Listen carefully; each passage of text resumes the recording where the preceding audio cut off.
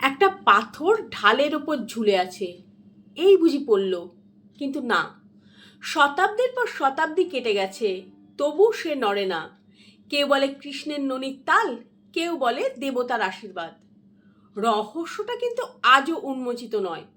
ভক্তদের বিশ্বাস, ছোটবেলায় কৃষ্ণ ননি চুরি করতেন যশোদার রান্নাঘর থেকে।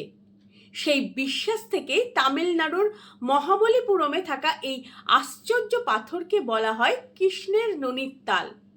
কিন্তু এটা ননি নয়, বরং এক বিরাট পাথর।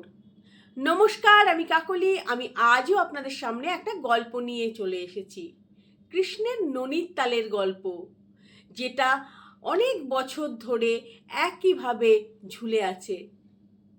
এই পাথরটা 6 মিটার লম্বা, 5 মিটার চওড়া, ওজন প্রায় 250 টন, অর্থাৎ প্রায় 2.5 লক্ষ কেজির মতো এক দৈত্যকার শিলাখণ্ড, যা 45 ডিগ্রি ঢালে দাঁড়িয়ে আছে 1300 বছর ধরে।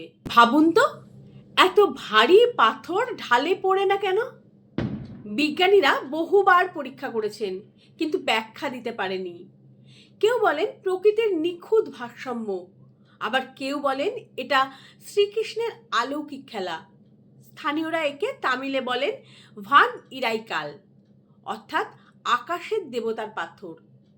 বিশ্বাস করা হয় এই রহস্যময় ভারসাম্যের দৃশ্য থেকেই অনুপ্রাণিত হয়ে ছিল বিখ্যাত তাঞ্জাভার নাচের পুতুল। আর পাথরটা সরানোর চেষ্টা হয়েছে বহুবার। পল্লব বংশের রাজা নরসিংহ বর্মন থেকে শুরু করে ব্রিটিশ বড়লাট হ্যাভেলক পর্যন্ত 7টি হাতি টেনেও নড়াতে পারেনি কেউ। আজও মহাবলীপুরমে প্রতিদিন হাজার হাজার মানুষ আসে এই পাথরটা দেখতে। ইন্দিরা গান্ধী থেকে নরেন্দ্র মোদী, কে নেই দর্শকের তালিকায়।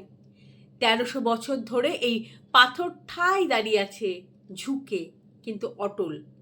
হয়তো এটাই কৃষ্ণের সেই ননির তাল, যা পড়ে না কখনো, ঠিক যেমন পড়ে না বিশ্বাস। কেমন লাগলো আজকের গল্প? ভালো লাগলে লাইক, শেয়ার আর কমেন্ট করবেন। ভালো থাকবেন সবাই।